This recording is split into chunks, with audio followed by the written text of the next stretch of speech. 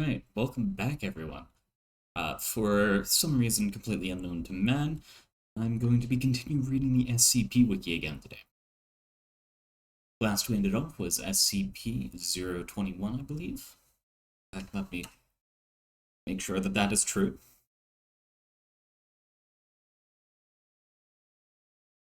Yes, last time we finished off with 021, so we're starting with 022. It finished at 020. Yeah, Alright. I don't know why I'm doing this. All of humanity probably does not know why I'm continuing to do this. But you know what? On some level, it's fun. SCP-022. Object Class Euclid. Special Containment Procedures. Vault door has been installed following Incident 022-827. To seal SCP-022... to seal SCP-022. It is to remain locked at all times, with the sole exception being the appearance of an instance of SCP-022-1. The original door to SCP-022 was destroyed during Incident 022-827, with attempts at replacement being met with failure. Security cameras have been installed to monitor for instances of SCP-022-1. In the event that an instance of SCP-022-1 appears, automated systems should incinerate it the moment it leaves SCP-022. At this point, the vault door may be unlocked to admit cleanup crews. Should the automated systems fail to destroy the instances of 22-1, response teams are clear to enter and neutralize it. Under no circumstances may any living human enter 022 except at the order of Class 4 personnel for testing purposes. Class 4 personnel may also order instances of 022-1 to be captured and held, however, they may not be removed from 022 containment facilities.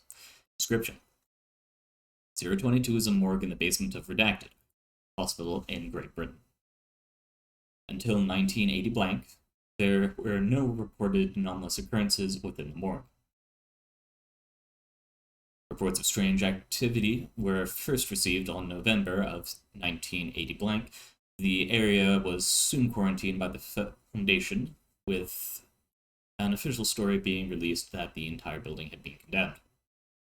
The reason for the sudden manifestation of the strange properties remains under investigation. Periodically, a random drawer within the morgue will open to reveal a cadaver under a covered sheet. After approximately 6 minutes open, the cadaver will animate and attempt to leave the morgue. At this point, the cadaver is given the designation 022-1. In some cases, the cadaver will be too damaged or decomposed to successfully exit 022, or even rise from the table it lies on. In this case, 022-1 will typically struggle and twitch on the table until expiration occurs. Should an instance of... Yeah. I'm absolutely fucking up. Hello, Nemo the Coyote, and thank you for calling it cute. Love the cat mess. Now, where were we?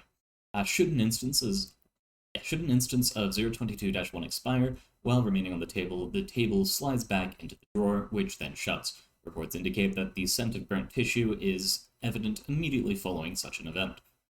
The energy source that sustains instances of 022-1 is currently unknown.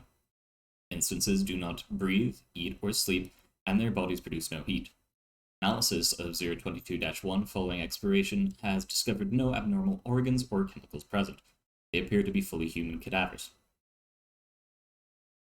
Instances also possess physical strength that exceeds that of normal humans. Though direct testing has proven problematic, researchers estimate the strength increase to be approximately 500 newtons, 112 pounds, of lifting force greater than what one would expect of a human body sharing a similar condition. Analysis is underway to determine if this effect is connected to the unknown power source or if it is an entirely separate phenomenon. When body parts are severed from 022-1, the portion with the greatest mass retains its effect. All other pieces become inert. Destruction of the head or brain does not neutralize 022-1, and instead the lower torso and limbs remain animate. Complete tissue destruction appears to be the only method of successfully terminating instances of 022-1. Left alone, instances of 022-1 will simply expire. All motion ceases, and they appear to become normal cadavers again. The amount of time it takes to depends on how damaged the body is and the rate of decomposition, and can take anywhere between 2 days and 3 weeks. Investigation has revealed that the bodies acting as 022-1 match the description of cadavers reported to have been stolen from morgues across the country. The mechanism for this transfer is currently being researched. Adding any new matter to 022 has thus far proven impossible. Any objects that enter 022 disappear shortly after passing through the doors, leaving no trace. This includes inanimate objects and biological specimens. See Addendum 22-1 and 22-2. So long as any instance of SCP-022-1 possesses a functioning mouth, tongue, or trachea, it is able to communicate fully with researchers. See Interview Log 22-75-1 for details. Addendum 2201. A request has been submitted to create a new entrance to 022 by removing a portion of the south wall. Request pending approval. Addendum 022-2. A pile of matter was discovered on the floor of the room directly above 022. It appeared to contain all matter that is being sent into 022, with the exception of humans. All materials appear broken and worn down. Metallic components were covered in large amounts of rust, with all biological parts being in various stages of decomposition. Testing revealed that the time between inserting an object into SCP-022 and it reappearing above to be precisely 183 seconds. Humans who enter, however, do not appear in said pile. Instead, humans appear to become integrated into the morgue and may later animate as instances of 022-1. Please don't shake me like a spray can coyote. That would not exactly be the safest way to treat a cat. On to the next SCP, as 22 is finished. 022-3, Object Class, Euclid. Special Containment Procedures. SCP-022-3 is to be contained in a standard 5x5 meter containment unit. This is all crossed out, and instead, SCP-023 is to be contained in a walled-off section of 2 corridors at site blank, with at least 3 meters of space in each direction and false doors at 3 of the 4 ends. In addition to the real door, security cameras will be placed and maintained above all 4 doors. At all times, 023's eye sockets are to be filled with spherical inserts made of hard rubber. Eye inserts must be replaced as they degrade. Degradation can be monitored by measuring the brightness of the burning effect, as observed by security footage. Brightness greater than 12 candela requires that the inserts be replaced within 12 hours. Eye inserts are only to be replaced individually, and only after the sun has completely set. Personnel are not to look directly into the eye sockets of 023 at any time. Following 023-27, all reflective surfaces, including displays, monitors, and eyewear of any sorts, are not permitted within 30 meters of 023's cell. This includes monitors linked to security cameras within its enclosure. Security personnel posted at checkpoints outside both corridors will enforce and adhere to this measure. Experimentation involving 023 has been suspended indefinitely. Description: 023 is a large, sexless, shaggy canine, 1.5 meters at the shoulder, with black fur. Crossed out is, it has bright orange, red eyes and prominent teeth.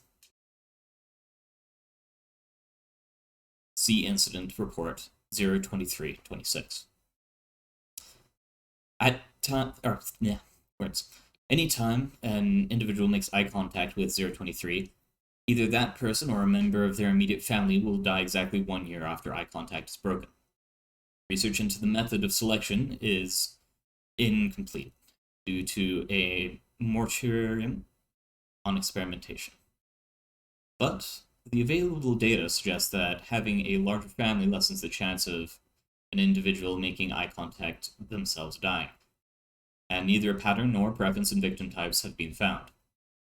This may indicate that 023's victim is designated entirely at random, but it is unknown whether this selection occurs at the beginning or the end of the 1-year time period. Attempts to terminate an individual who has made eye contact with 023 and their entire family before the 1-year time period has ended, data expunged. Autopsies of individuals killed by SCP-023's effect show that while outwardly appearing unharmed, their remains have been filled in with highly compact ash, including but not limited to all organ systems and the circulatory system. Muscle tissue, bones, and brain tissue universally show signs of exposure to temperatures above blank degrees Celsius. If not contained in a setting that at least superficially resembles crossroads, 023 will fade through walls to get to the nearest suitable location, incinerating all materials it passes through. 023 was first brought to the Foundation's attention when it attacked a church in blank while it was in session, killing blank civilians directly and redacted as a result of eye contact. Following retrieval of SCP-023, Class B amnestics were administered to all witnesses and surviving victims. The incident was covered up as a case of arson. Addendum 23-001. SCP-23 broke containment on blank day by passing through its cell wall. Incident 23-1. 23 was later discovered at an intersection of two corridors elsewhere on Site Blank. Agent Blank noted SCP-23's similarity to blank. Special containment procedures for 23 updated. Assistant Researcher Blank issued a reprimand for his negligence. Addendum 23-002. 23 has been responsible for the deaths of blank personnel and blank civilians since it was first brought into containment on 10/12 blank 94. Addendum 23-003. Request for reclassification to Keter pending. Addendum 023-004. Due to both anomalous focusing on specific geographic spaces, their destructive capabilities, and canine appearance, it is possible that SCP-1111-1 may be a variant of the same phenomenon observed in SCP-023, or vice versa. Investigation into the origin of both anomalies is ongoing due to the inability to capture SCP-1111-1 for study. Investigations are currently focused on SCP-023. Going back, we have incident reports. We're going to start with Incident 23-27. Personnel involved, Dr. Blank, data expunged. Date, redacted. Location, Site Blank.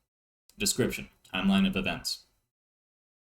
At 000010, a pair of glass eyeballs were inserted into the eye sockets of SCP-023 by two Class D personnel. 000015, glass eyes take on an orange-red glow, similar to what SCP-023's real eyes look like for removal. 000313, molten glass begins to run out of SCP-023's eye sockets.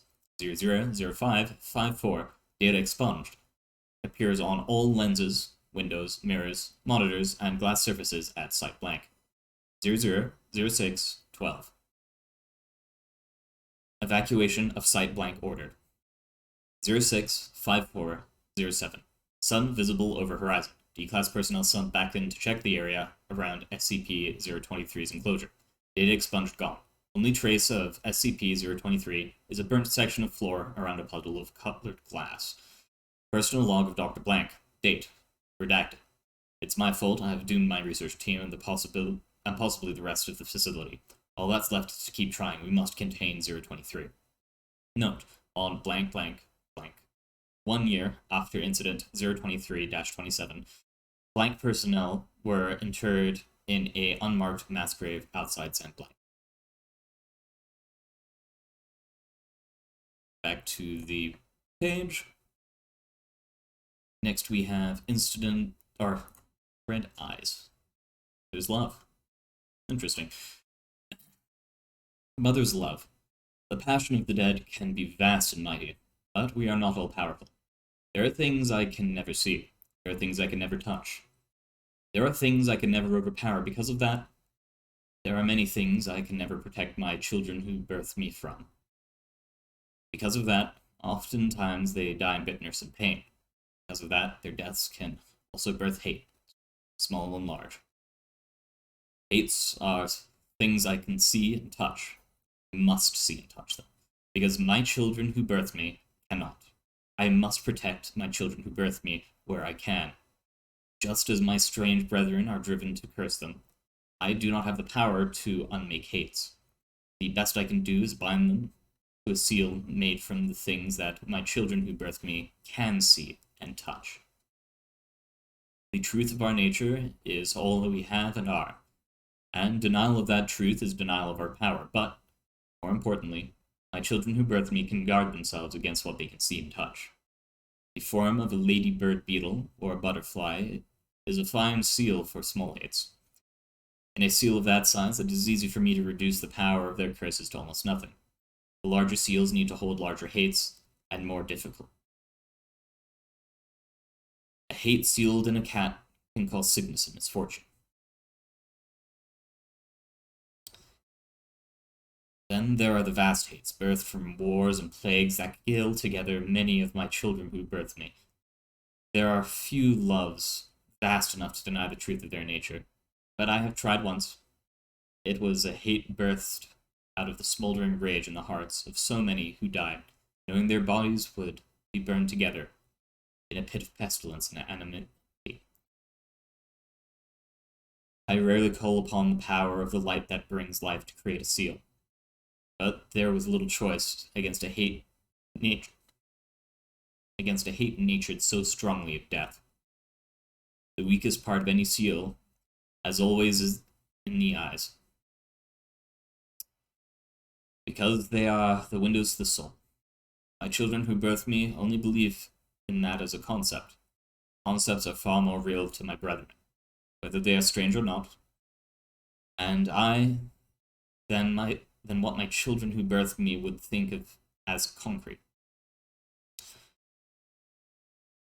To line up the windows is to open a path between a soul and the most vile curse as sealed hate can still inflict.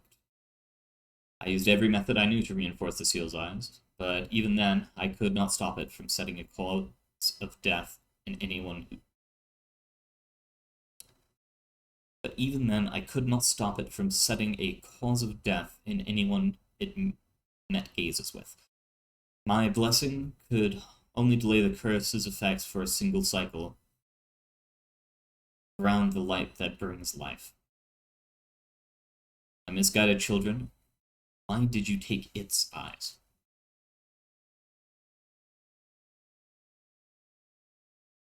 And finally, we have Incident Report 023-26.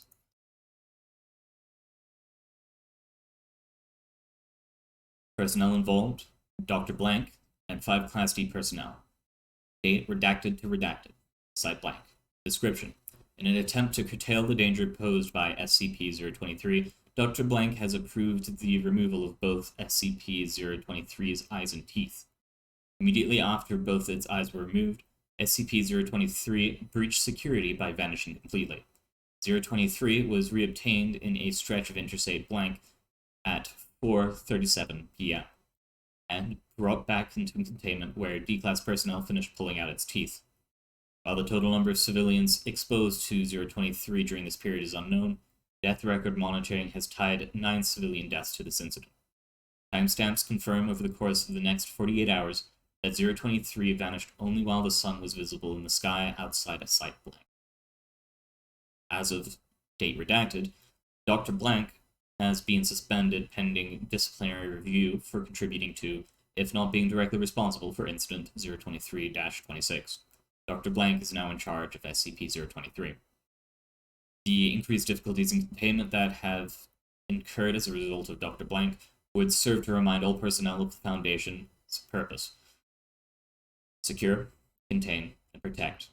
Research, experimentation, Convenience and even the safety of Foundation personnel are secondary concerns. We are not working to protect ourselves. 05-blank. Addendum 023-26-2. Total of blank bodies with the time of death exactly 1 year after incident 023-26 have been identified as consistent with 023 exposure.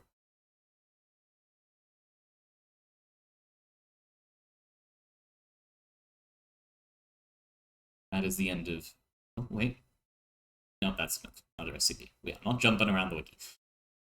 Alright, that is the end of 023. Next, 024. Object class, Euclid. Special containment procedures. Due to its nature, 024 cannot be moved to a secure location, so security measures must be placed on site. To conceal its location, 5 identical-looking replicas have been erected around SCP-024. A tight security perimeter must be maintained around 024's compound at all times, with separate security teams guarding 024 and its replicas. None of the security teams except for the team leaders will be informed on location of 024. 024 must be secured within magnetically sealed blast doors and reinforced armored walls to prevent unauthorized entry.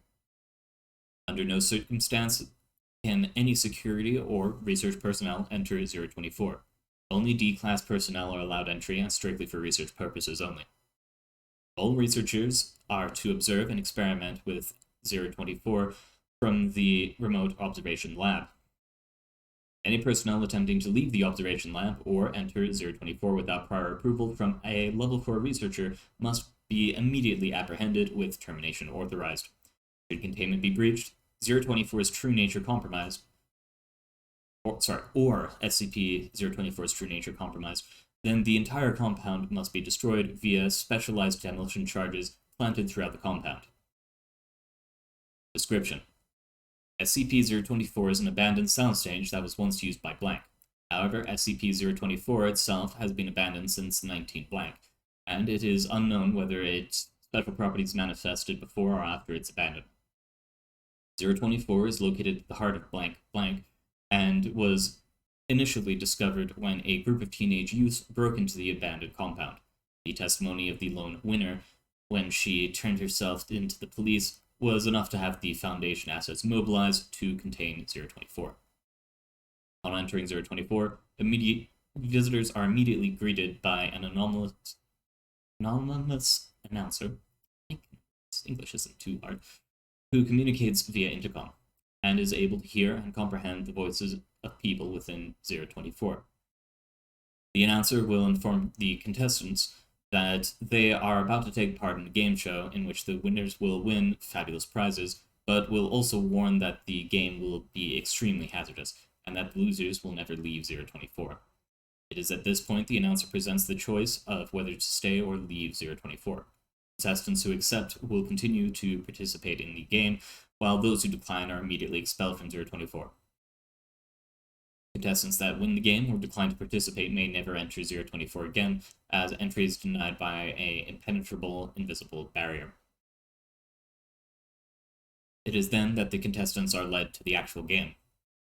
The style, composition, and appearance of the game always changes in every individual playthrough, but the game is always centered around a long, elaborate obstacle course that the contestants must navigate through. The rules vary. Some playthroughs may only allow a single winner, while others encourage the creation of teams to win the game. More often than not, the obstacles seen in the games range from incredibly benign to extremely hazardous and life-threatening. As the contestants attempt to navigate the course, the announcer will continuously update their status and actively participate in the game, often giving advice, conversing with contestants, and adding new rules. As the game progresses, the obstacles will become significantly more dangerous and difficult to overcome, and it is not surprising to have the entire pool of contestants succumb to the rigors of the obstacle course. If such an event happens, the announcer will express sadness at the lack of a winner, and 024 will shut down, resetting only when a new batch of contestants enter. Any attempts to break the rules, such as assaulting other contestants and deliberately bypassing obstacles, are met with extreme violence. The announcer will call out the offending contestant, who will be quickly and forcefully ejected from the course by studio guardians. These guardians will immediately materialize within 024 when called upon by the announcer and disappear when not needed. The contestant will never be seen again. When the winner is declared, he or she will receive a random grand prize. Any contestants which have survived the course but failed to win are immediately declared losers by the announcers, the lights will switch off, and the winner will immediately appear outside of 024 with his or her prize, while the losers completely disappear. However, the most mysterious aspect of 024 is that after the game, a VHS tape, or a DVD will appear in the mailbox outside 024's main entrance. This recording is a complete record of the entire game that was previously played, even though winners may have claimed that they have never seen any cameras or recording devices inside 024. Also, while strangely a live studio audience can be seen in the background cheering on the contestants, again, winners have claimed not to have seen a live studio audience while inside 024. Addendum 1. So far, the list of prizes awarded to winners has included, but not limited to, cash prizes, electronics, various consumer goods, cars, collectibles, full paid vacations to various countries, data expunged. Close examination of these prizes have confirmed that they are completely genuine and possess no unusual abilities or characteristics whatsoever. There appears to be no consistent pattern for what these prizes will be. Addendum 2. In an attempt to track where the losers are taken, GPS locators were planted on subjects D124 through D135 when group D245 was sent into SCP-024. When the losers were taken away, all of the signals from the beacons were lost. Whether this is because the beacons were destroyed or because the losers were taken to an area that cannot be located via GPS is unknown. Addendum 3. The announcer living within 024 appears to be sentient and aware of events that take place outside of the compound. During test group D523, that consisted of Dr. Blank, the announcer instead engaged in conversation with Dr. Blank. Analysis of the conversation has showed that the majority of these subjects are centered around pop culture and information distributed throughout television, implying that 023 is somehow able to access and interpret television signals. Cutting all power and signal lines, as well as removing any potential wireless receiving equipment on 024, does not affect 024 in any way. When it became clear that no other contestants would participate, the announcer kindly asked Dr. Blank to leave SCP-024 and suggested that he return with more contestants.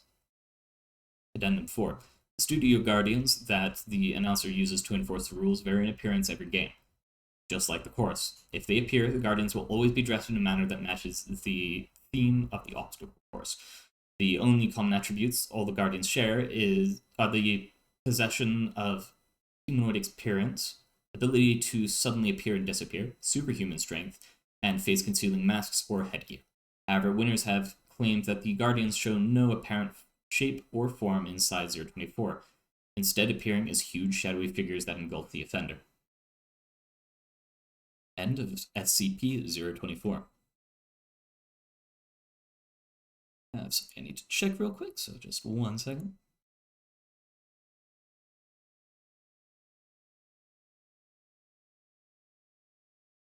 Okay, nothing important. End of SCP-024 and start of SCP-025. Object Class Safe. Special Containment Procedures. SCP-025 is only to be opened during tests, as is the room in which SCP-025 is stored. Entry codes are to be given only to authorized research and security personnel. No other containment protocols required. Description. 025 is a wooden wardrobe measuring 0.97 meters by 0.62 meters by 1.95 meters. Full of clothing dating from a number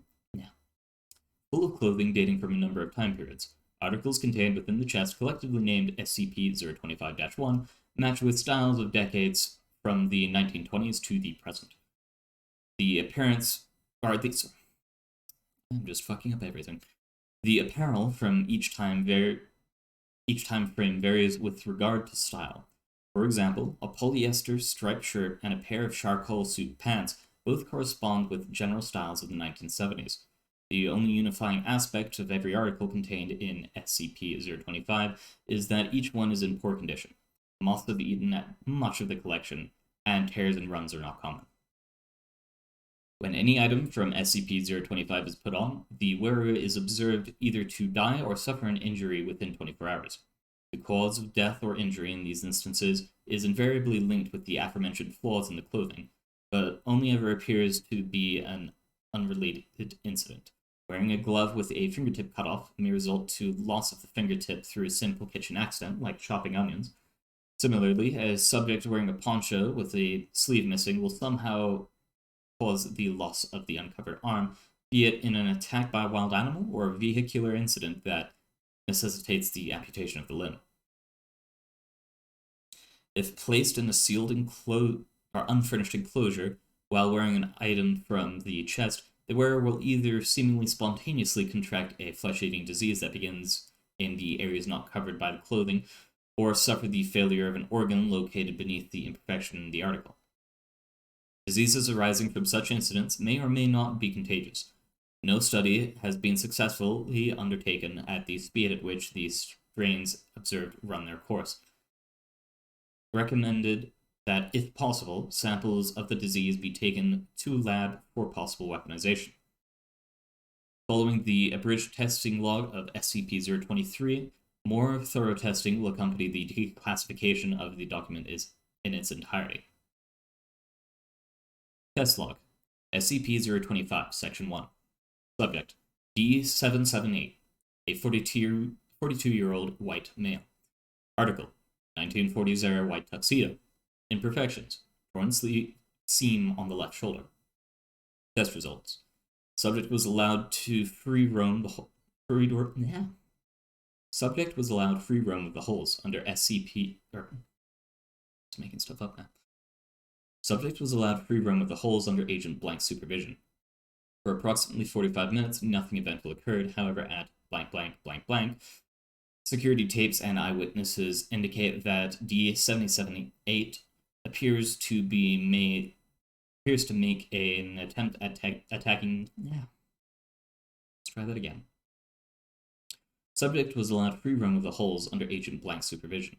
For approximately 45 minutes, nothing eventful occurred. However, at redacted time, security tapes and eyewitnesses indicate that D778 appears to have made an attempt at attacking Agent Blank.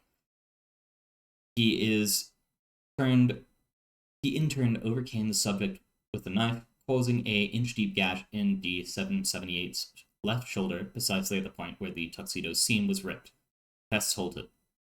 Subject later terminated. Subject. D690, a 26-year-old white male. Article. 2004 Boston Red Sox baseball cap. Imperfection. Missing size adjuster at the back of cap. Logo in front partially removed. Test results. Placed in a sealed room, the subject was on a table on which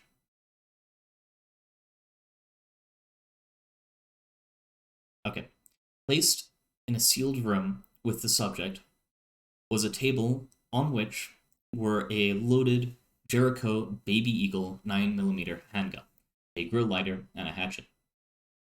D690 chose to wear the cap backwards for the test.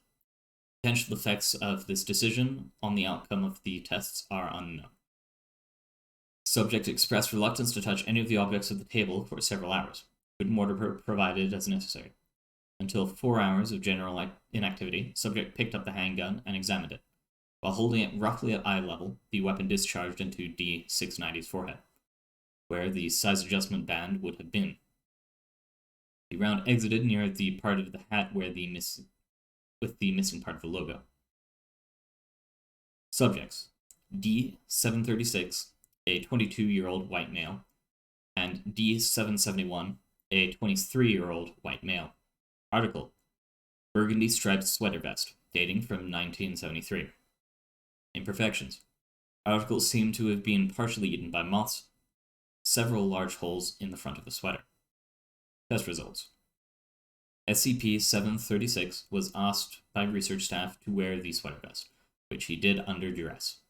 D771 was given a loaded handgun out of sight of the other test participant and instructed to, on a given signal, fire all 6 shots in the direction of D736. After doing so, it was noted that every shot fired passed through one of the holes in the sweater vest, leaving the clothing intact and killing D736. are retrieved, surviving subject transported back to quarters. Subject: D771, a 23-year-old white male. Article: Sweater vest from the above trial. Imperfections, same as mentioned above. Test results: D771 was this time placed in an empty room, dimensions 15 meters by 15 meters by 15 meters. The only objects in the enclosure were lights overhead. Subject initially complained of boredom, then lay on his back and went to sleep. After 2 hours, 14 minutes, 2 of the fluorescent light tubes in the ceiling suddenly dislodged and fell. Both landed squarely on holes in the sweater, shattering on impact. One of the tubes broke into jagged pieces that impaled D771 in several areas, but only again through the gaps that were already present in the sweater vest. Subject's vitals persisted for another 6 minutes, and then ceased. Further testing locations will be selected to minimize possible damage to the surrounding area. Subject: Dr. Blank, unplanned experiment. An unidentified individual left an article of clothing from SCP-025 on Dr. Blank's desk that looks similar to an item of his own clothing. Any information about this incident or the perpetrator of same should be reported immediately to senior staff. Article: Lightweight scarf, dyed number of colors. Imperfections: heavily pulled seam caused scarf to be considerably shorter and tighter in the middle. Test result: according to his itinerary, Dr. Blank, wearing the item from SCP-025, was en route to the enclosure of SCP Blank on redacted date for routine testing. However, he diverged from his intended path and began in a direction towards an entirely separate wing of the facility. Subject then entered the enclosure of SCP-173 without gathering accompaniment or following safety procedures, and upon hearing the door closing, blinked. Cause of death listed as strangulation resulting from a crushed windpipe. Subject: D802, a 30-year-old Hispanic female. Article: 1980s flash dress style white shirt. Imperfections: right shoulder removed, left sleeve completely cut off, entire bottom hem shredded. Test results: data expunged. All present were presumed infected, then in quarantine, and further data expunged. All further tests involving 1980s era fashion have been postponed indefinitely due to the expenditures and safety hazards presented by the aforementioned experiment. Full cleanup estimate to take additional blank weeks. End of SCP-025. Or sorry, there's one last line here. Further testing authorized. Results now awaiting declassification. Alright, now onto SCP-026, Object Class Euclid. SCP-026 is to remain securely locked and boarded up at all times when there is no research ongoing. Alarms are set to alert the Foundation in case of entry by civilians or other agencies. SCP-026 is a 3-story public school building built in blank. It has 2 wings connected to a central foyer. It was declared condemned in blank after it was found the floor plan didn't match up to the building's original blueprints. See Interview Log 026-1.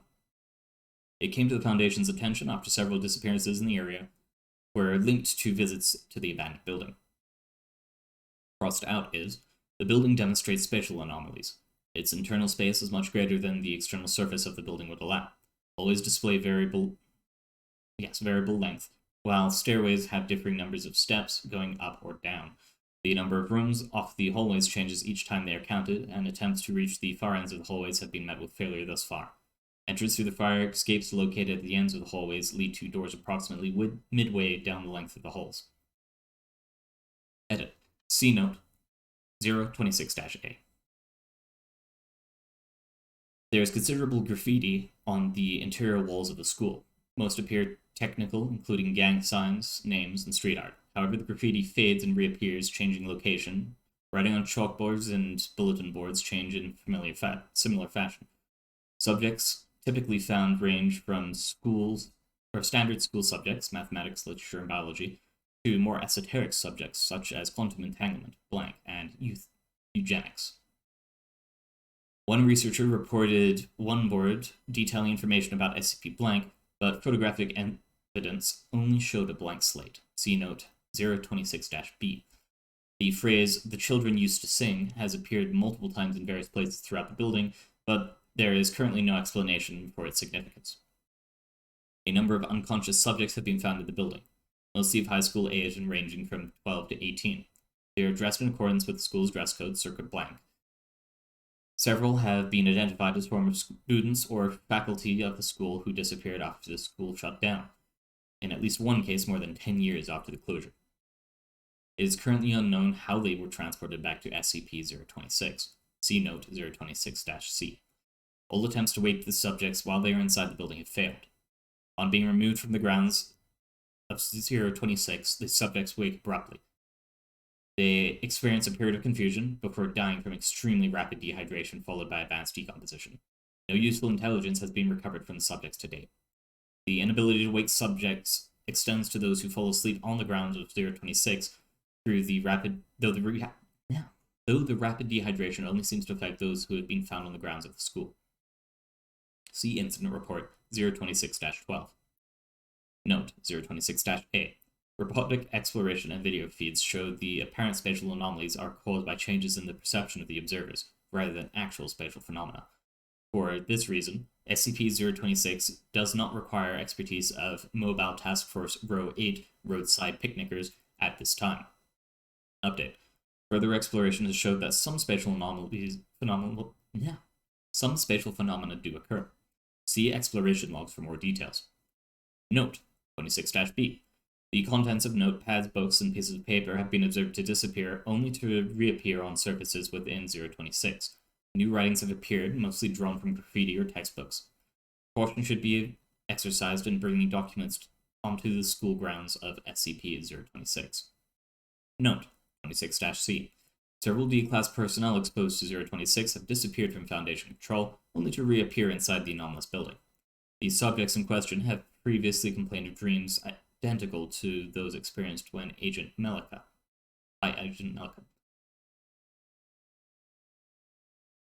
Update. See Interview Log 26-8. Incident Report 026-12. During a routine security check of 026, Agent Malik was found unconscious by his partner, Agent Jones, in the main foyer. Initial attempts at rousing Agent Malik were ineffective, so he was moved for transportation to Site blank. Upon leaving the grounds of SCP-026, he awoke abruptly in a state of agitation. When questioned, he revealed that he had been dreaming of a classroom setting. The dream has been consistent throughout all subjects who have fallen asleep within the grounds of 026. Going back to the previous links, interview log 026-01. Interview with blank blank, former principal at SCP-026. Agent Blank, thank you for your time, Mr. Blank. Blank, not at all. There's one thing I have plenty of. Not at all. There's one thing I have plenty of these days. It's time. Agent Blank, so let's get down to business. You were principal of Redacted back in Redacted, is that correct? Blank, yes, that's right. Agent Blank, what can you tell us about this time? Blank, well, you've heard the stories, I'm sure. Folks say it's haunted. I don't know about that, but things did seem strange towards the end. Agent Blank, tell me about them. Blank, let's see. There were stairs, of course. You've heard about that, right? People would count 15 coming up, 16 going back down. I'm sure there's a trick to it, like an optical illusion, but I could never figure it out. And we had a history book that turned up completely blank. I suppose that seems rather tame, but you know how it is. Little things add up. People tell stories. Agent Blank, tell me about your dreams. Blank, the dreams? Oh yes, people were complaining about nightmares. Mostly students, but a few of the staff as well. It was always about the school never ending. We joked about it at first, but more people talked about it, and I didn't put much credence into it, but, well, when we found the blueprints didn't match up with the school, it seemed easier to just move to a new building. The school was old anyway, and we wanted a fresh start. And just like that, things seemed to settle back to normal. Agent Blank, I see. Is there anything else you'd like to add? Blank, It's not really much, but Maybe it will make a nice footnote in the book you're writing. I still sometimes have dreams about being in my office back in the old schoolhouse. Sometimes I'm doing paperwork, sometimes I'm talking to someone. But it's always behind the desk, just like the old times. Gradually, I notice something a bit off. The bell's ringing. I don't hear anyone in the hallway, with students hurrying in or out of the classrooms. No chatter, no footsteps, nothing but the bell. It doesn't stop. The crazy thing is I've never noticed the dream until then. I've been retired for 10 years, but until I noticed the bell, I think everything's normal. Crazy, isn't it?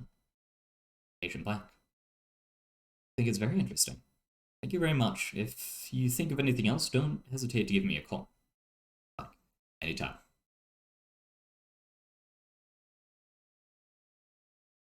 Then the second link, yes, exploration logs. Exploration log 026-4.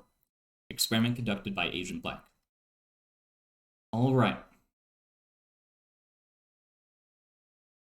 Alright, I'm walking into the lobby. Walls are mostly bare concrete, a little paint here and there, graffiti everywhere. A few beer bottles and some other trash. Looks just like any other abandoned building. Okay, I'm making my way up the stairs. More graffiti on the walls.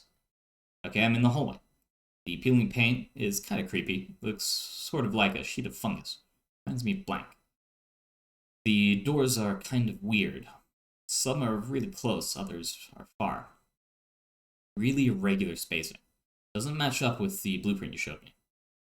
Okay, here's a classroom. Pretty empty. Some old desks. Real old, like they had in the 30s. The chalkboard's got a few math problems on it. Looks like trig. Okay, I'm gonna check out the other room. Back in the hallway, heading towards the next room. Desks look more modern in this room. Made from particle board. Or posters here. Looks to be from the 80s, I say? I recognize them from when I was a kid. Looks like Latin on the chalkboard. Yes, I'm taking pictures. Okay, back in the hallway, heading to the next room. Several minutes of silence. There's something really screwy with this place. I could swear the room was just a few feet away, but it feels like I've been walking hours. Anyway, I'm here. We've got sleepers, 3 of them, 2 girls and a boy. They look around 14, 15. They're all wearing the same uniform. Yeah, just like you showed me. Hang on a minute, I'll take some pictures. At least we can figure out who they are. The furniture's pretty old looking, what's left of it. A lot of broken chairs and desks, nothing on the walls. Chalkboards, the hell? You're not gonna believe this, Blank. I've got Agent Blank's notes up here, in her handwriting even. We're going to have to be really careful about what we bring here. Yeah, I got pictures, don't worry. Okay, I'm gonna check one more room, then I'm out. Back in the hallway now, heading for the next room. Another anomaly. I've been going the same direction this entire time, but I'm back at the stairs. Yep, I'm just gonna head down. I've had enough of this place for the day. I'll meet you at the door. Developed photos revealed blank. Exploration log 026-12. Carried out remotely using a robotic drone via video feed. Making words. Hey Nukiashi, how you doing? Exploring the first hallway. The hallway appears in poor condition, with graffiti on the walls. Comparison with previous videos shows that graffiti has changed. Many of the same signs are present, but in different positions. Some seemed new. Doors were uniformly spaced on the walls, some intact, while others were cracked or missing entirely.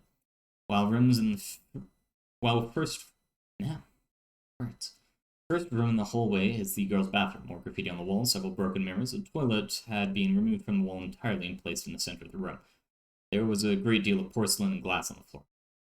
The next room over was the boys' bathroom. This was skipped in favor of exploring the classrooms. The first classroom had no furniture. The chalkboard was broken in two. On one side of the board there was a set of lines reading, "I will not pass notes in class." The other side had fragments of a lesson on redacted. There was one poster on the wall depicting Helen Keller.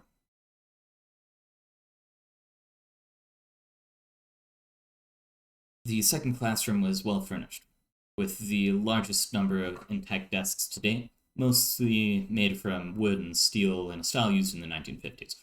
There were 2 sleepers found that had not been reported in the previous sweep of the building. The first, a male teenager in a student's desk. Comparison with the file 026-4 revealed him to be blank blank, a former student of the school. He had been reported missing 10 years after the school closed down at the age of 28. The other was a woman in her mid-30s sitting behind the school teacher's desk. Her identity is still unknown. The chalkboard had a timeline of World War II overlaid with an intricate piece of graffiti. The third classroom had 15 particle board desks in various states of disrepair. A map on the back wall was consistent with the socio-political conditions of 1974. A bookshelf had collapsed, and a spilled set of encyclopedias on the floor. The robot was then guided to the end of the hallway and back to the entrance. There was no sign of spatial anomalies at this time. Oh yeah, I think you talked about Gems of War a while ago on one of the previous streams. Exploration log 026-15. Exploration conducted by Agent Blank accompanied by a robotic drone. Okay, I'm in. Lobby looks like it always does, probably some graffiti drift. Here comes the robot. The lobby was compared to various videos. Some differences in the graffiti were noted, otherwise no significant changes. I'm heading upstairs. God damn, the robot's heavy. How much crap did you load in it? You could have warned me. Gonna rest a second on the second landing. You're coming in alright? Cool. The first number of steps were navigated without trouble. The second floor hallway appeared similar to the first floor hallway, though with less debris. Now I've caught my breath. Heading up to the third floor. Wish there was a guardrail. Next time it might be easier to carry the robot and the gear separately and load it in once it's up. Gear is pretty idiot-proof. I think I could probably figure it out. Damn thing must weigh over 100 pounds. There, on the third floor now. I count 12 doors, weird spacing. The last door has got to be at least 100 yards down. This place is pretty messed up. Rangefinder shows the hallway was approximately 45 meters long. 5 doors on each side, evenly spaced with one more door at the end of the hall. 11 total. I'm heading in. There's not much graffiti up here, a bit of debris. I'm opening one of the doors, janitor's closet. And hey, we've got a janitor. He's sleeping standing up. That's new. Male seems to be in his mid-50s. Name tag says blank. Couple of old broomsticks, what's left of a mop. Looks like rats have been nesting here. They've shredded one of his pant legs, but looks like they didn't touch the sleeper himself. What, you want samples? Yeah, sure. Wouldn't be the weirdest thing I picked up on this job. Okay, I think that's it. Comparison to file 26-4 revealed the sleeper to be blank blank, former janitor in SCP-026. Later analysis of the rat feces revealed redacted. Recommended future exploration teams wear biohazard gear. Here's a classroom. No sleepers. Couple of desks intact. The rest look pretty bad. Looks like someone took a sledgehammer to the place. No, wait, I stand corrected. Baseball bat. It's leaning against the corner. There's about half a case of beer here. Full cans. Looks like they left in a hurry. Hey, get the robot to face the board. There's something I want you to see. Looks like Latin to me. Could be significant. Get someone to translate it. It might be a clue to what's gone down here. The Latin was found to be a series of sentences showing different conjugations of the verb vendere, to sell. All were found in Blank's Latin Primer, a textbook formerly used by the school. The baseball bat was aluminum, and analysis of the fingerprints was inconclusive. Okay, next classroom. Definitely looks fairly modern. 80s, I'd say. Chalkboard's got a quote from Nicholas Nickleby on it. Yes, I'm sure. It says right there on the board.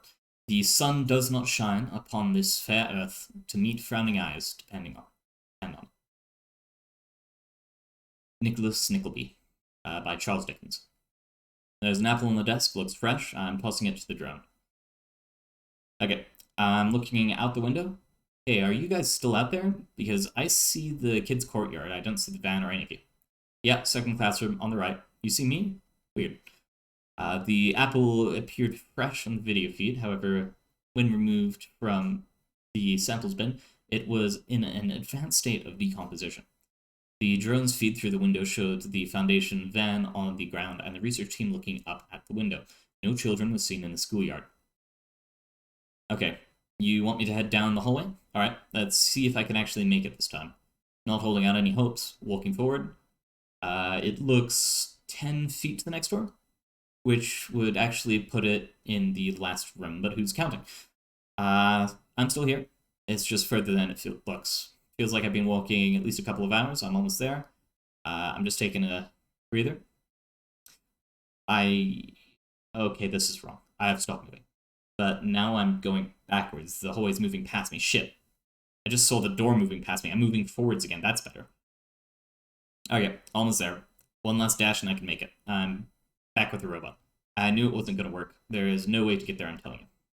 The video feed shows the next doorway was 30 feet away. The time elapsed from one door to the next was 5 minutes, in which the agent blank meandered towards the end of the hallway. No anomalous activity was observed while he was standing still. When he appeared next to the end, or when he neared the end of the hallway, Agent Blank turned around and quickly returned to the beginning of the hallway. Okay, I can hear you. I got my eyes closed. I'm walking forward, left, got it. Going straight, correcting left again, correcting right now. Okay, this is going a lot faster. Okay, correcting right. Yes, right, I heard you. God damn it, I'm going right. Okay, left. No, not in the same direction. Look, if you think this is easy, just send the robot in. The robot was able to reach the end of the hallway with no problems. Agent Blank attempted to follow, but was unable to keep a straight line to the end of the hallway. Just go ahead and send the robot in. I'm not going to try again until we have a better idea what's in there. Something's keeping me out. We should figure out what it is before anything else. Look, if you want to know so badly, go yourself or request some D-class. I'm not going in. Deal with it. At this point, the robot opened the door and crossed the threshold into another hallway, running perpendicular to the first. 30 meters in length, no doors visible. A single window was observed, but was situated too high for the view outside to be visible. The walls were free of graffiti. The left was a dead end, while the right terminated in a left-hand turn.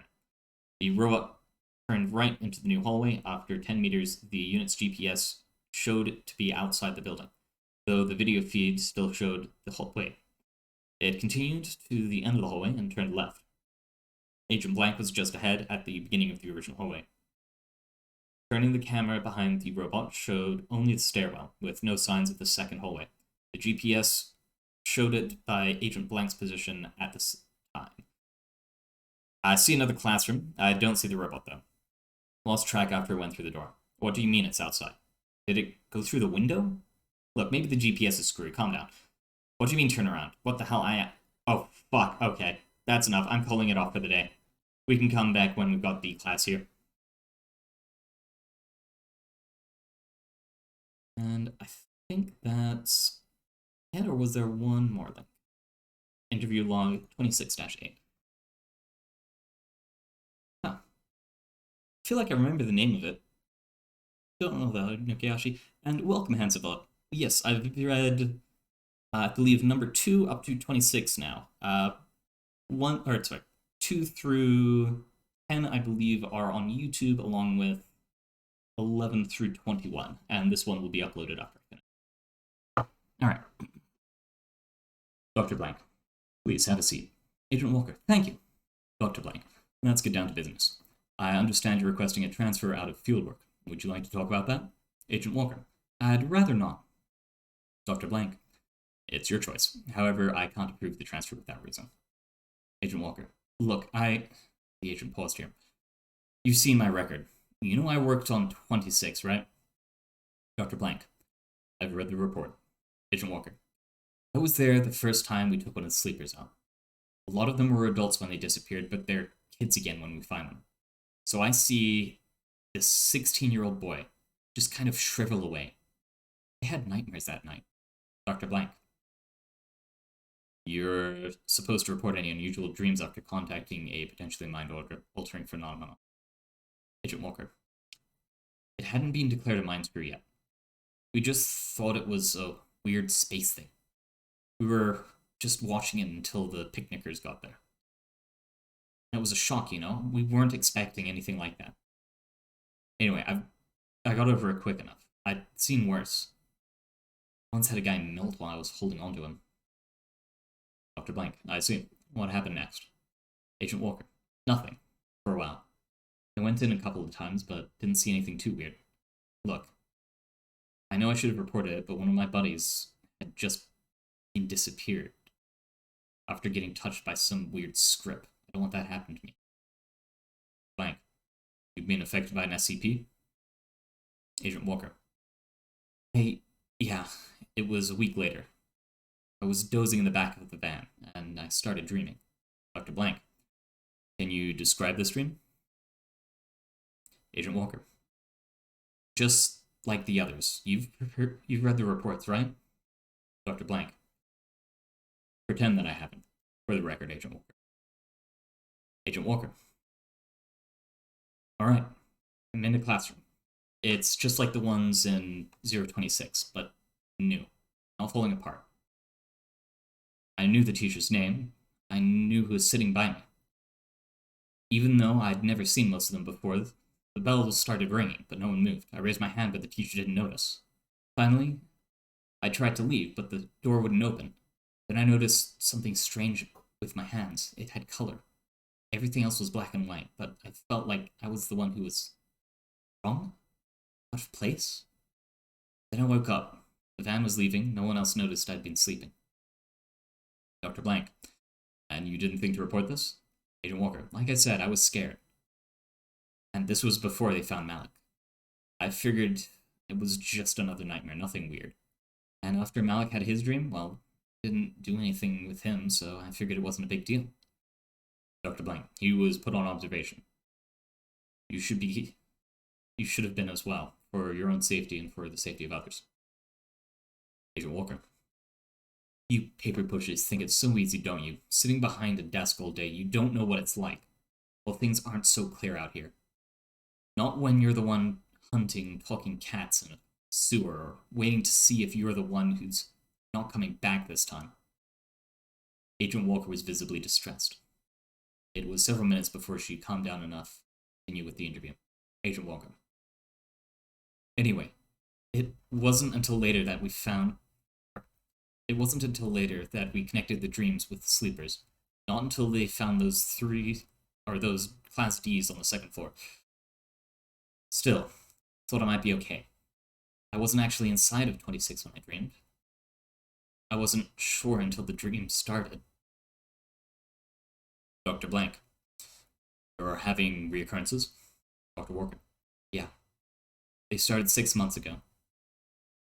It's the same dream, but each time it takes me a little longer to notice it isn't real. And when I look at my hands, they're a little more gray. End of interview, 2608. No. Agent Walker is being given Class A amnestics and returned to fieldwork. I believe that is the end of SCP-026. On to SCP-027. Object Class Euclid. Special Containment Procedures. The host of SCP-027, currently Subject 027-2, is to be kept in a 5 meter by 5 meter containment cell with a graded raised floor connected to a strong vacuum system. All creatures removed from the subject's containment cell are to be incinerated, except for a small portion to be diverted for analysis and necropsy. The cell is to be cleaned and inspected for structural damage daily. Subject 027-2 must be monitored by at least 2 personnel at all times. Any unusual behavior or vital signs on the part of the subject or the appearance of any unusual species in the subject's vicinity must immediately be reported to Level 4 personnel. Security personnel assigned to 027 must be inoculated against all known animal-borne pathogens and must be armed with tranquilizer guns when standing orders to subdue the subject is if the need arises. Words. Until SCP-027 is better understood, no personnel of Level 4 clearance or higher should approach within 200 meters of the subject. Description. 027 appears to be a phenomenon of unknown source that seems to be tied to one human subject, currently 027-2, at a time. As host to 027, Subject 027-2 is constantly surrounded by swarming vermin that are drawn to his location. Subject does not appear to be able to assert control over these creatures in any way, and is in fact prone to occasional attack by the feral specimens. These creatures have been known have also been known to attack personnel who approach too closely. Wherever the subject goes, an initial swarm of flying insects such as gnats or flies will start to form a cloud around him, usually within 2 or 3 minutes. Shortly thereafter, crawling animals, including lice, cockroaches, worms, spiders, data-expunged, mice, and rats, will begin to appear. The longer the subject remains in a location, the more vermin will gather there. When the subject leaves the location, some of these creatures will follow, but most will disperse. SCP-027 has been known to transfer between hosts once.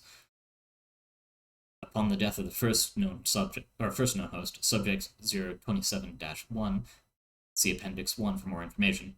Since SCP-027 could likely repeat this feat until the death of SCP-027-2, all high-value personnel should be kept away from the current host until more about SCP-027 is understood. 027 has also likely transferred between hosts an unknown number of times before containment. Research into potential previous hosts has commenced, with preliminary evidence suggesting that SCP-027 may have existed for at least blank years. It is not known how 027 chooses or attracts animals, or even what SCP-027 exactly is. The previous host never expressed any sort of communication with a separate conscious entity. Analysis of current hosts has been inconclusive at best. Appendix 1. Timeline of significant events. 04 blank 1990 blank. Subject 027-1 is discovered in an abandoned warehouse outside blank blank that had been completely overrun by rats, cockroaches, and other vermin. It is contained and catalogued as SCP-027. The subject is described as a Caucasian male in his late 30s, of average height, but gaunt, filthy, and covered in bites and scratches. The subject also shows symptoms of degraded mental health, evidence of heavy use of alcohol and illicit drugs, and signs of prolonged sleep deprivation. 10 blank 2000 blank. Subject expires. Autopsy shows that more than 70% of the subject's body data expunged. A colonies of rat nesting in the subject's abdomen for at least blank generations. 10 blank 2000 blank. Between 140 and 150 hours after the subject's death, security officers K blank F blank reports being awoken by breathing problems due to a large housefly having crawled up his nose, later shown to have laid eggs. Subsequent observations lead to categorization of Officer F blank as Subject 2702. The original host is reclassified as Subject 2701, and SCP-027 is redefined. Data expunged. Transcript of interview 27201. The following interview was conducted on 10 blank 2000 blank, shortly after Subject 2702 was identified and transferred to the containment cell that housed Subject 02701. Dr. Jameson. Good morning, Officer F. How are you feeling? Subject 2702. Scared, confused, mostly scared though. J. Understandable. S. Itchy. I feel like I need a shower all the damn time. J. But what about, inside? Do you feel anything different inside you, like a presence? S. Thinks and scratches his head. No, I don't think I do. I haven't really noticed anything like that. J. You haven't felt anything since the original host died, besides the itching? S. No, I can't say I have. J. What about any sort of voices or compulsions? S. Agitated. No, I haven't felt anything except bugs crawling all over me. I feel dirty and scared, and Doc, what about my family? You've got to get this thing out of me so I can see them again. J. Of course. We're gonna do everything we can to get 027 out of you. But sorry, Kay. Shortly after this interview took place, Dr. Jameson and several other members of the research team for SCP-027 were transferred to the 1772 project. End of SCP-027.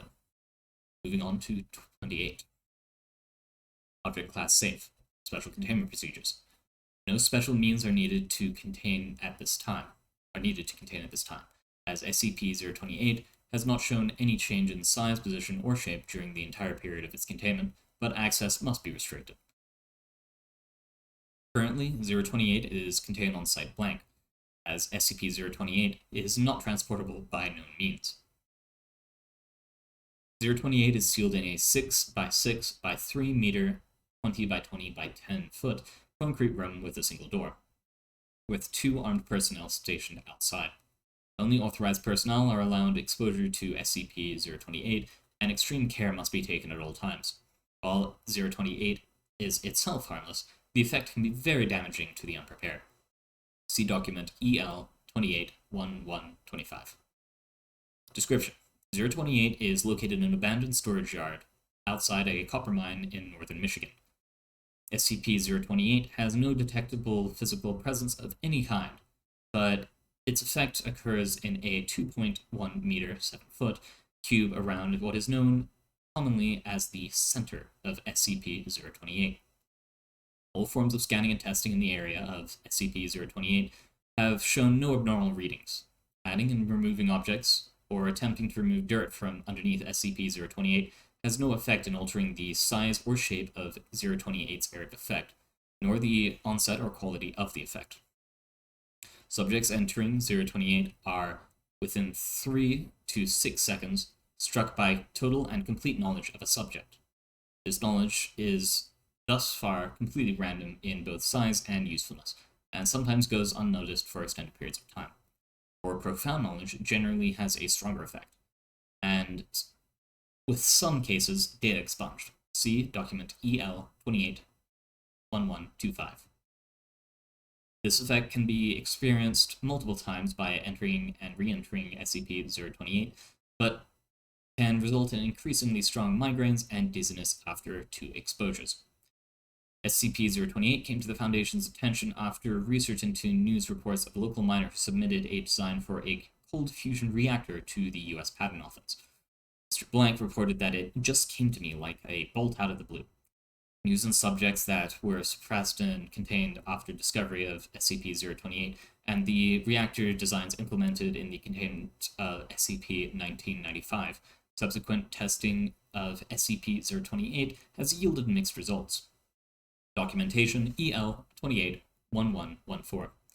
Partial information retrieved partial information retrieval log for 1-5 blank. Note: all knowledge is perfect, total, and eidetic. Every phone book entry in New York City in 1998. How to redesign the internal combustion engine to run on human blood using only pre-existing parts. Note: full redesign takes 4 hours and runs at higher efficiency than gasoline. Location of keys for a Buick LeSabre. The proper method to care for a mole rat colony. Origin and history of 12 SCP objects. Note: the main data expunged. Family history of the Blackthorn family, located in London, England. Geological structure of the Earth beneath Greenland, including several unknown caves, and expunged. Document EL-028-1125. Log E-112. Subject D-1182 exposed to SCP-028. Subject began to cry and went into fetal position, showing high signs of distress. Unresponsive to questioning and outside stimulus for several days. Passed into catatonia shortly after, stating that this is not life. Subject passed into a coma and died shortly thereafter. COD was attributed to shock. E-127. Agent Blank, accidentally exposed to SCP-28. Agent showed signs of sudden surprise and bemusement. When questioned, Agent requested a moment to gather my thoughts, please. After several seconds, Agent laughed, shook his head, removed his service pistol from its holster. Agent then shot and wounded Dr. Blank, killed Agents Blank and Blank before being restrained. Post-incident interrogation revealed Agent Blank had extensive knowledge of classified Foundation files and several SCP objects he had not previously been exposed to, including SCP-2669. Any Foundation personnel found to have entered SCP-028's area of effect are to be detained indefinitely. Document EL-28-1128. Log Experiment 186. Subject D9843 was exposed to SCP-28. Blank 0319. 11:46. Examination of subject revealed abnormal respiratory actions. Blank 0319. 13:37. Questioning revealed the subject had learned to cycle the carbon dioxide inside his body. Blank 0319. 17:21. Repeated attempts to teach the skill to other D-class personnel failed. Blank 0324. 12:11. Subject terminated. Blank 0718. 15:03. Autopsy revealed no abnormal organ formations. Blank 0718. 18:37. Research note, Dr. Blank Blank. Seriously, how the hell did he do that? End of SCP-28.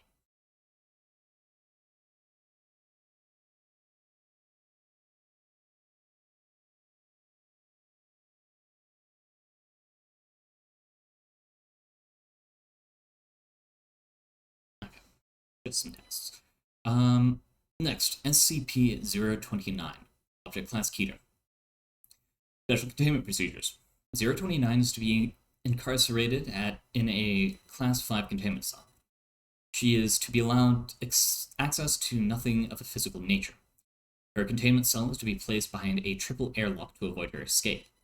As of Incident 029-34A, SCP-029 is no longer to be fed, as she does not appear to need sustenance to survive. There are to be 3 guards on duty at all times on her cell, and 2 guards on monitor duty.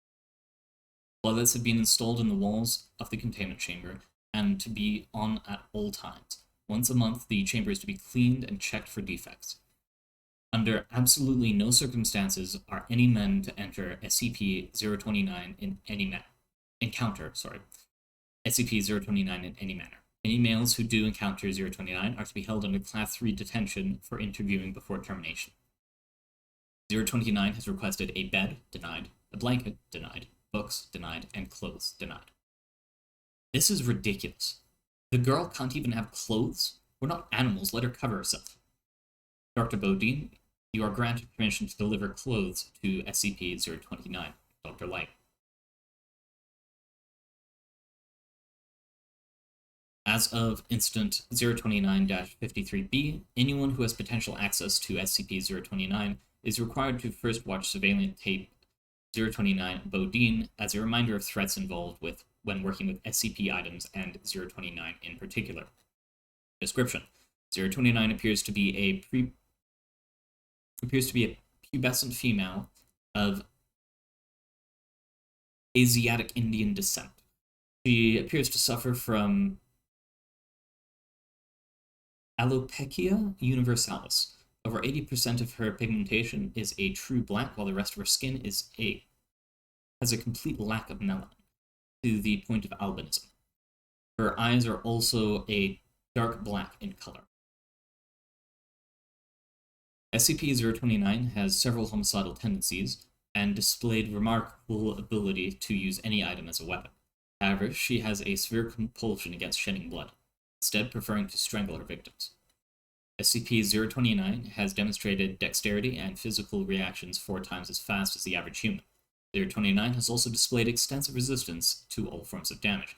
Both of these extra human abilities are greatly hampered in the presence of bright or direct light, natural or artificial. In addition, any males who come in the presence of 029, an area defined by her current perception, find themselves pliant to her will. Such males become willing to kill or even die for SCP-029. 029 refers to herself as blank, which roughly translates to Daughter of Darkness, Daughter of Shadows, or Daughter of Night.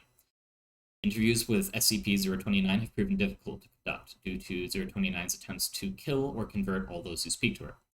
Over her years of captivity, the black patches on her skin have increased in size. 029 was first brought to Foundation attention when an agent working in rural India had an attempt on his... 029 was first brought to the Foundation's attention by an agent working in rural India. An attempt on his life led him to a small cult of men who claimed to be thuggies in service to the daughter. Several weeks of investigation proved that they believed that the world would be in the last years of the Kali Yuga, and that by sacrificing 1 million lives to the Daughter of Darkness, they could raise their goddess and end the world. They also believed that only sacrifices performed through strangulation added to this tally. Events led the agents to their mountain fortress, where he discovered SCP-029. After the loss of said agent, data expunged, which ended in our acquisition of 029. Addendum. 7 years after capture, 029 began showing anomalous growth of her black pigmentation. When questioned about it, she claimed her followers were on the move once more. Investigation led to a concentration of so-called thuggies that had escaped our initial foray. After discovering that her followers were there for one of their holy days, a tactical strike was called in. When the first bomb dropped, 029 awoke from slumber, screaming at the top of her lungs. 029 continued to scream for the next 4 hours, ranting and raving that we were killing her people. Since said event, the growth of black pigmentation stopped completely. Also since event, 029 has redoubled her efforts to escape. SCP-2820 has been proposed as a possible method of neutralization should the situation worsen. End of SCP-029. Start of SCP-030. Object Class Safe. Special Containment Procedures. SCP-030 is to be held at Site-17 with a modified humanoid containment cell. Minor adaptations to accommodate its stature, such as approximately scaled workspace and chair, are to be included. Lighting within the cell may be altered upon the request of SCP-030 to a maximum of 2,000 lumens via simple dimmer switches. Should the need to render SCP-030 inert arise, staff may extinguish the light from the exterior switch and draw blackout curtains as necessary. Standard night vision equipment is available for observation of SCP-030 in its inert state. SCP-030 may request materials for personal research every 90 days. As previously requested materials are to be collected and destroyed prior to the delivery of new materials. All materials are to be evaluated and screened by both security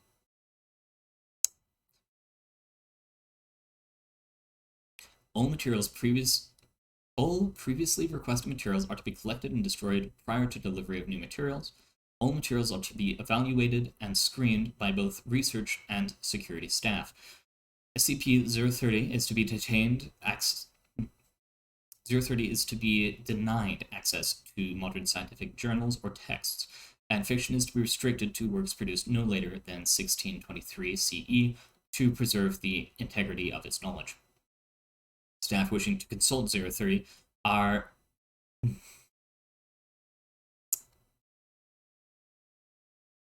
slow myself down before I continue reading for a second.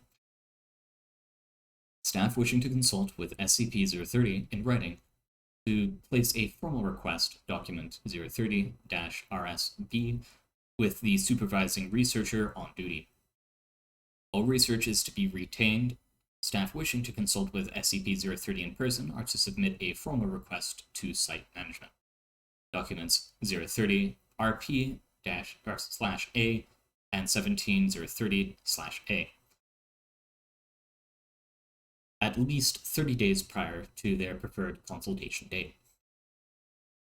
All consultations are to be recorded and retained. Senior research staff may request 030 be temporarily removed from its containment for a maximum of 1 hour to provide observational insight into non-restricted materials and events within Site-17. Under no circumstance is SCP-030 to leave the confines of Site-17. Requests must be presented in person to Site Management and security staff at least 30 days prior to their preferred observational release date. All observational release events are to be recorded and maintained. 030 has been equipped with a tracking device, inventory control code 030-17-1, so its location on Site-17 may be determined precisely at any time. SCP-030 appears a hairless, genderless, gray-toned human, 71 centimeters, or 28 inches, in height and weighing 12.70 kilograms. 2 British stone in antiquated measure. Its solid black eyes lack discernible irises or pupils and resemble small cut sapphires. SCP-030 possesses an androgynous voice with a pronounced English accent, not currently identifiable as specific to any modern region. It is able to converse, read, and write in ancient Greek, Latin, Italian, English, Spanish, Portuguese, as well as 2 additional languages that have not yet been identified despite SCP-30's insistence that they should be common knowledge. SCP-030 has also demonstrated knowledge of physics, chemistry, astronomy, mathematics, and horticulture, roughly equivalent to that of a 17th century CE academic. In addition, SCP-030 has demonstrated knowledge on these topics along research lines that do not appear in the historical record. These alternatively or entirely unknown approaches to research in the natural science are one source of SCP-030's utility in consultation. 030 remains active while a 15 lumen light source or greater is within 1.5 meters, 5 feet. In the absence of light, SCP-030 becomes inert, apparently losing consciousness and showing no outward sign of life. Within 5 to 10 seconds of being re-exposed to light, SCP-030 becomes active once more, appearing to come out of a light slumber no matter how long the period of inactivity has been. 030 does not appear to require these periods of inactivity as a human would require sleep, and has expressed a desire to remain active as often as possible. Biopsy analysis of SCP-030 remains inconclusive. While clays native to English counties of Kent, Surrey, and Greater London make up the majority of its structure, traces of mandrake, Mandrogra officinarum, lye, mercury, and human blood have been found in each sample taken. SCP-030 has expressed that a full exploratory surgery to determine its workings would potentially end its existence. Samples removed from SCP-030 do not regenerate, and the sampling is currently discontinued to preserve its integrity. Although SCP-030 can be damaged, it does not appear to feel pain and will simply remold any portions of its anatomy that experiences deformation. Notably, SCP-030 cannot be molded directly by human hands, though any number of tools may be used to alter the surface. SCP-030 does not respirate, requires no sustenance, and produces no waste, though it does infrequently request a bath. SCP-030 refers to itself as Area, and regularly requests staff do the same. Questions regarding how SCP-030 was created and by whom are routinely answered through seemingly rote statement. I have been asked to forget that bit of information. Terribly sorry. SCP-030 delivers this response in the same tone and cadence each time the question of its origin or creator are presented. Given its composition and location of origin, a link to the alchemists of Alagada is suspected. SCP-030 was discovered 6/12 during a mandatory archaeological survey within London's Mortlake district, pending construction of a car park. It was buried approximately 2.7 meters, or 9 feet, below street level. Contained in a small stone sarcophagus, the sarcophagus bore no markings and was assumed to be that of a deceased infant, as the additional graves were discovered in the survey area. The sarcophagus lid was shattered during excavation, exposing SCP-030 to daylight. Upon being struck by the light's rays, SCP-030 rose from its inert state to one of mild activity within a few seconds, stating, "Good afternoon," to the assembled construction team. A member of the Foundation's Greater London Recon Force was summoned within hours and took the specimen into custody without resistance. The limited number of witnesses are given amnestics and released. We're going to start with the Alchemist's link. Finding balance. And thus the aethers shall be imbalanced. Yeah. And thus the aethers shall be in balance. The 5 aethers are the foundations of practical alchemy, and must always be respected. Some call them elements, others eidolons, and others more esoteric names. The aethers, however, are the pure elemental forces of the universe: air, fire, earth, water, electricity. Anerus, Uranus, igneous, aqueous, and fulminerous. Respect the aethers, and they will serve well. Excerpt: Fractal Alchemy by R. Daghelvi.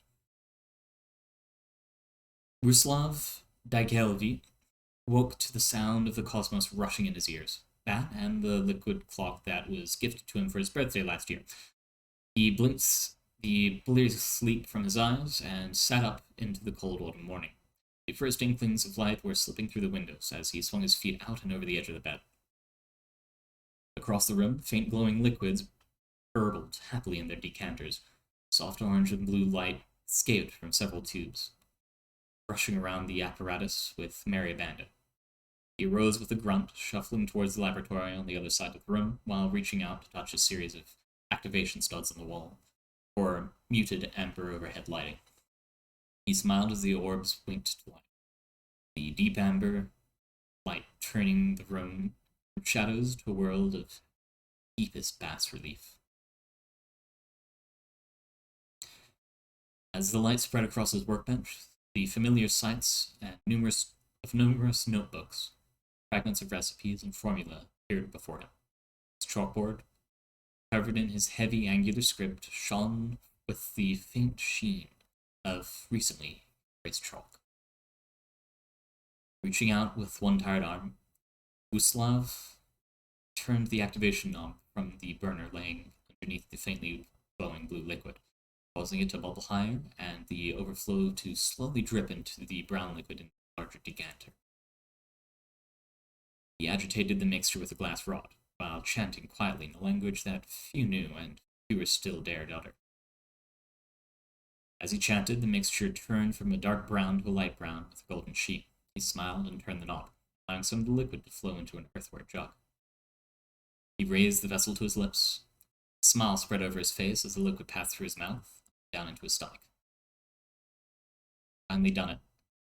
Counteracted the erroneous aether. Finally, it tastes like coffee. He felt the fatigue and discomfort of waking so early washing away as the filter took its effect. Ruslav Dangilev,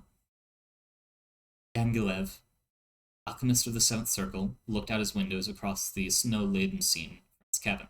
He nodded, taking another sip of the mixture before replacing the jug on the table. Alchemy, like any other science, has laws, rules. These laws and rules may bend from time to time, but they are indelible as physics. While the physical sciences may be more practically applicable, the simple need for the containment of chemical anomalies requires special attention to the alchemical laws. Excerpt: Sealing Way, M.R. Tissart. First historical mention of anomalies. God, this is long. Okay, so end of this article, I'm probably wrapping up. Hours later, R. Dingavali, as his name tag so helpfully proclaimed him, sat hunched in his car in the line to get into Site 79. The snow had started to fall faster now, and Ruslav sighed in frustration. The snow always caught at the hem of his robes. The line to get into the site was usually long due to the weather, and his heater wasn't as strong as it used to be. A few minutes passed, and Ruslav came to the front of the line, presenting his credentials to the security personnel at the gate. He pulled up, looking at the man in the eye. He pulled up, looking the man in the eye, and catching a hint of a smirk on his face. The guard took the card and scanned it before handing it back to him. Thank you. Please proceed. Ruslav suppressed a sigh at the grin on the security officer's face. He was well used to the stares and questionable deference he had from his colleagues. He pulled into his parking spot, got out of his car, cursed under his breath as the snow on the floor of the parking structure. He brushed a small spot away and continued his steps before reaching 88. Then, reciting a quiet formulae, a junior researcher stared at him as he did. nearly breaking his concentration. The researcher may not have thought much of Ruslav's robes, but the snow never quite reached them after his recitation. He smiled to himself and said it thanks to the erroneous aether for its assistance. He walked through the halls, the quiet swish of his robes at odds with the hard clack of the researcher's shoes, and the quiet clack of high heels. His own shoes were made of rubber, properly made in accordance with ancient formulae many years ago. They were bright purple, and the shoes themselves were poorly stitched, but he was an alchemist, not a cobbler. They were warm, waterproof, silent, and earned him the nickname Grapefoot, from his college companions. He settled into his office with a quiet sigh and pulled out his phone out of the recesses in his robes. Plugging it into his computer to charge, he muttered a thank you to the fulminous aether and a curse to Apple for short battery life. The office was functional, covered in a few workbenches, one of which contained a simple decanter reduction system. The only other door in the office led to the lab, connected to his colleague's office as well.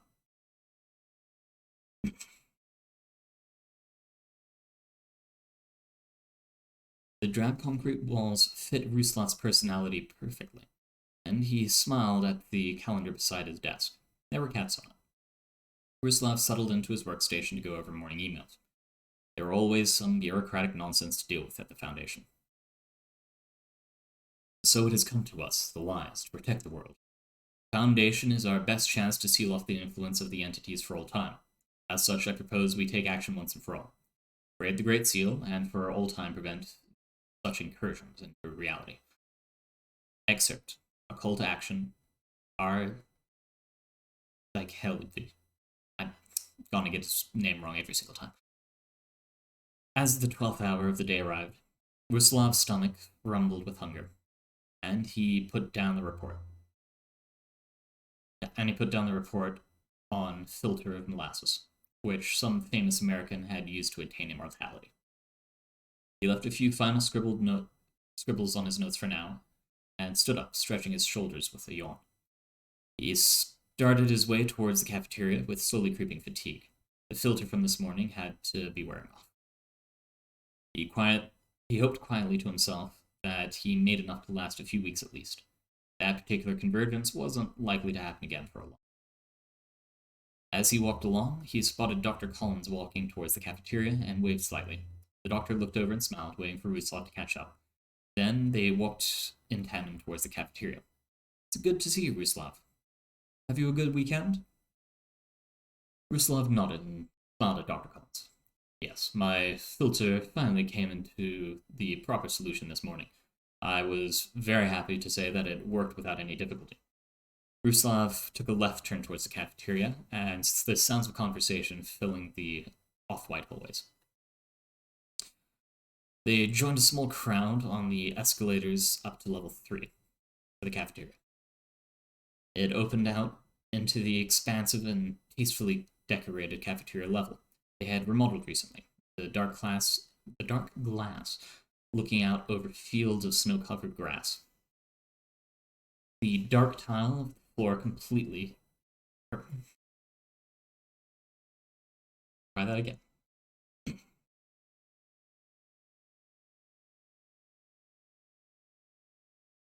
The dark tile of the floor complemented the subtle burgundy of the walls. All colors Ruslav found pleasing. Dr. Collins smiled at Ruslav as they continued walking towards the serving area. Congratulations, Ruslav. I had hoped it would soon. Is this the same sort of coffee you were discussing before? Dr. Collins got into the line for the hot buffet and grabbed a tray, loading up on a couple of plates with his usual starchy fare. He had gained a few pounds recently, stress eating due to a recent project.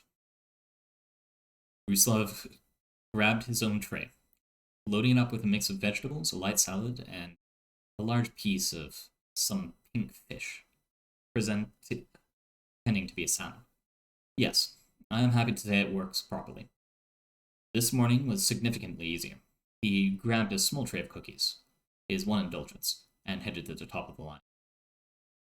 Dr. Collins flashed his ID to pay for his lunch, and Ruslav did the same, the two of them heading for an empty table nearby. Several other researchers waved to Dr. Collins, and the two of them sat down, digging into lunch with abandon. The other tables were rapidly filling up, but Ruslav and Dr. Collins had one of the smaller round tables to themselves. His dark robe stood out from the white-coated researchers, but they did every day.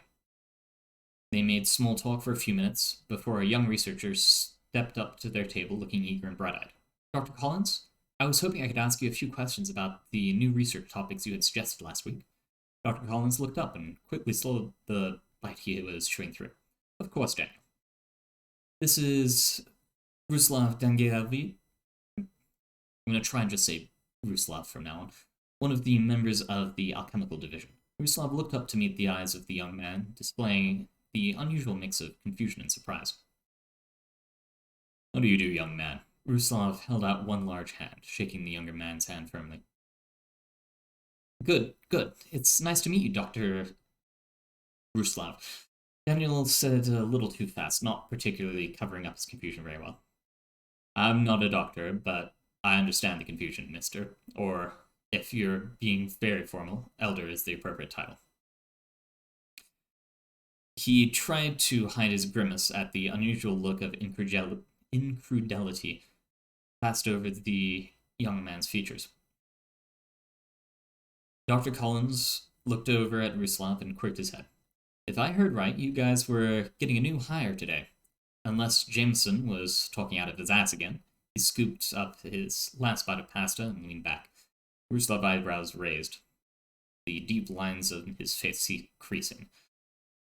New hire? I wasn't aware we were getting new apprentices anymore. I hadn't realized anyone could even feel the currents anymore, he thought to himself. I will have to consult my colleagues. Dr. Collins rose, escorting Daniel away. Till next time, Ruslav, enjoy your studies. And so, our alchemical division shall henceforth be tasked with sealing and secrecy initiative redacted. All knowledge of alchemy shall be discredited. All maintenance of seals, circles, and other alchemical devices shall be entrusted to Ruslav and M.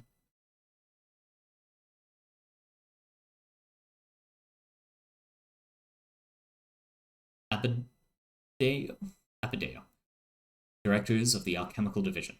Excerpt 05 Council Plan of Action Number redacted. The quiet walk back to his office was uneventful. Reaching his door, he heard a quiet tingling, a soft sound like water on a starlit lake. He closed his eyes, growing lost in the sound. The aqueous aether speaking to him in the deepest language the universe offered. It was soon a convergence.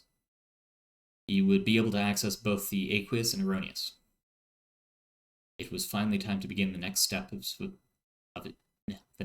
in his process. He hurried to the lab where his only colleague, Elder Apideo, stood. His coal-black skin, stark contrast to the, if he was honest with it, tacky milk-white robes he wore all the time. The walls of the lab were unlike any other in the site. From top to bottom, copper chisels had been used to inscribe the formulae of containment, order, and protection. Ruslav and Apideo had prepared this room over 16 painstaking months, using various convergence events and stored ether where necessary. This room was the alchemical equivalent of a bomb shelter, and the only place where they dared to work any significant research. The walls were lined with tables containing several decanter reduction systems, windflow apparatus, few burners, and even a fine earth separator. Mounted on one wall was a solid wooden holder, which contained two heavy croziers, one of brass and wood belonging to Apideo, and the other cold iron and lead belonging to Ruslav. Across from the crozier stand was a set of 3 concentric circles on the floor. The first was polished and scrubbed copper, the second cold iron, and the last the finest and most delicate gold. The materials for the last circle had been transmuted from pure aether to common lead, then to gold. You feel it too, Ruslav. The rich syllableness of the third language flowing from his lips.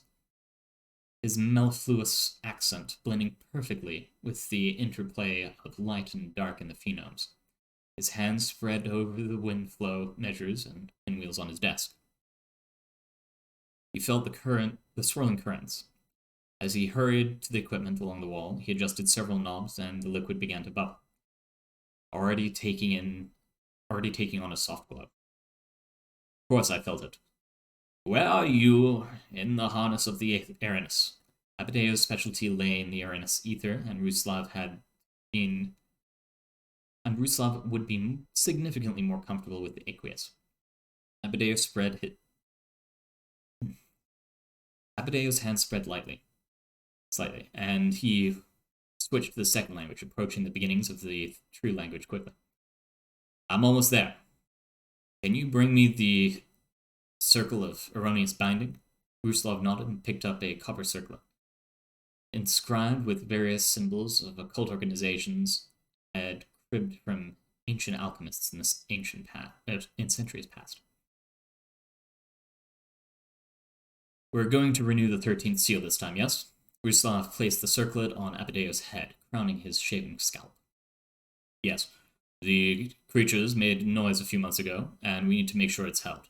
The seal is almost in the fullness of its shape. With this, a sudden crack of aether sped through the lab, disrupting the energies shaped by the word of the second language. The fulminous aether surged quickly, pushing back against the ritual motions and words. From the currents of the unseen, a laughing sound could be heard, accompanied by electric energy, and the fulminous aether was an empty feeling. The feeling of chaining, binding, of energies reflected and amplified. Ruslav knew that feeling well. The laughter echoed in the paths of his memory, and his eyebrows narrowed, his teeth setting in a snarl. The Scarlet King was bucking its seal, and attempting to push back Ruslav and Abadeo. Ruslav's hands blurred as he drew the simple iron circle from the space under his lab desk and tossed it into the air. His hands spread and he began to chant in the first language, one step removed from the true language. The iron circle stayed suspended in the air for a moment before bouncing and landing on its side, slowly spinning on its side. Abadeo's head burst into sweat as the aethers compressed. They are pushing back. I do not know how long his words were strained now. Second language powers being stretched to their limits. Ruslav's voice rang out like thunder, and he pulled his hands to his sides, his fists clenched. You will not disrupt our work today. I will push you back to whence you are. Begone, Scarlet King. With a sudden crack of thunder, the building's energies flowed into the iron circle, grounding harmlessly into the hand-forged iron. The laughter turned into a snarling sound of pain as the chains around the entity went taut again, pulling it tight. All went quiet except for Elder Abadeo's chanting. Several minutes passed, as Ruslav's breath came back to him. The effort required to banish fulminous aether gathering by the Scarlet King to push against their ritual had been staggering. But he had forced it into the circle at least, the energies contained within the ring of purified metal. Shaped by hand, with the right rituals, nothing could break in that aether. Only a mortal hand could undo the energies stored there now, and even then, they would need to be significantly gifted in the art. Ruslav struggled over to his lab desk and put his hands to work on the aqueous harnessed for the ritual. The waters and filters bubbled. As he spoke quietly in the second language, his words blending with Abadeo's and forming a harmonious chorus. The energies of the aether poured into the small vial of purified water, creating truly elemental water. He held it gingerly in his two fingers and brought it to Abadeo's station. Elemental water. This will reinforce the seal perfectly. Did you get yours? He held up a small pinwheel, brightly coated like a child's toy. The ultrafine inscriptions on the blades were near invisible to the naked eye. It spun slowly, with small air currents flowing around it. Of course, Elder. I will perform the ritual tonight. Our colleagues in Vienna and Casa Verde should have the fire and earth required. A quiet knock at the door drew both of their attentions. to a small crowd of onlookers. Several of them had hands over their mouths, trying not to laugh. Ruslov's heart dropped. Couldn't feel a single thing of what just happened. To them, it was two old men screaming at nothing in pantomime. What? He growled, his hands shaking with exhaustion, his mind filled with annoyance. Your, new hire is here. Mike sent me to get you, Mr. Ruslov. Ruslov's narrowed his eyes. It was a young man from lunch. Daniel. He sighed heavily. Of course. Thank you.